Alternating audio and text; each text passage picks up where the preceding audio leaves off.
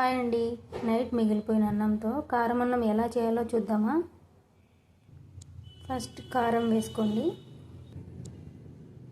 తర్వాత కొంచెం సాల్ట్, కొంచెం అల్లం వెల్లుల్లి పేస్ట్, కొంచెం కరివేపాకు, కొంచెం నెయ్యి. కారం అంతా రైస్కి పట్టాలి కదా, అందుకు కొంచెం నెయ్యి వేసుకోవాలి. ఉప్పు కారం రైస్కి పట్టేలాగా మొత్తం కలుపుకోవాలి. కొంచెం పసుపు కూడా వేసుకోవాలి. ఇలా కలిపి ఉంచుకున్న రైస్ని పోపు పెట్టుకోవాలి. కొంచెం ఆయిల్ వేసుకొని ఆయిల్ హీట్ అయిన తర్వాత కొద్దిగా జీలకర్ర, కొంచెం ఆవాలు, కొంచెం